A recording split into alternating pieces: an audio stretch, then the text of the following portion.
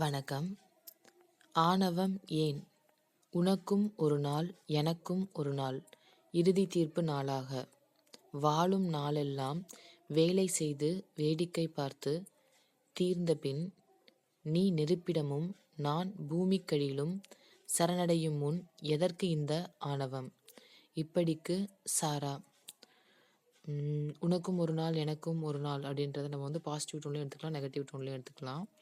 And also வந்து இறுதி தீர்ப்பு நாளாக அப்படின்றது நான் எதை மீன் பண்ணியிருக்கேன் அப்படின்னா, ஜட்ஜ்மெண்ட் டே நம்ம சொல்லுவோம்ல, நம்ம பண்ணுற பாவ புண்ணிய கணக்கு ஒரு நாள் தீர்க்கப்படும், அந்த நாளை தான் நான் மீன் பண்ணுறேன். ஸோ அப்படி ஒரு நாள் இருக்குது. ஸோ நம்ம வாழ்கிற நாளில் நம்ம என்ன பண்ணுறோம்? ஒன்று நம்ம வேலை பார்ப்போம், அப்படி இல்லைன்னா சும்மா இருப்போம். வேலை செய்து வேடிக்கை பார்த்துன்னு அதை தான் நான் மென்ஷன் பண்ணியிருக்கேன். தீர்ந்த பின் நம்ம என்ன பண்ண போகிறோம்? ஒன்று நம்மளை வந்து எரிப்பாங்க அல்லது புதைப்பாங்க. ஸோ நீ நெருப்பிடமும் நான் பூமிக்கடியிலும் அப்படின்ற வார்த்தையை பயன்படுத்தியிருக்கேன். சரணடையும் முன் எதற்கு இந்த ஆணவம் அப்படின்னு கேட்டிருக்கிறேன். எதற்கு இந்த ஆணவம் அப்படின்னா, நம்மளுக்கு கர்வம், ஆணவம் இதெல்லாம் இருக்கும்.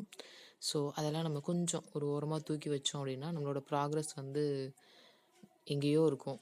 ஸோ நீங்கள் வந்து ஸ்டூடெண்ட்டாக இருக்கீங்க, அப்படி இல்லை நீங்கள் வந்து ஆஃபீஸில் ஒர்க் பண்ணிகிட்ருக்கீங்க, அல்லது நீங்கள் வீட்டில் இருக்கிறீங்க அப்படின்னா, எந்த ஸ்டேட் ஆஃப் மைண்டில் நீங்கள் இருந்தாலும் ஆணவம் மட்டும் நம்மளுக்கு வேண்டாம். ஸோ அதை தான் நான் சொல்ல ட்ரை பண்ணேன். நன்றி, வணக்கம்.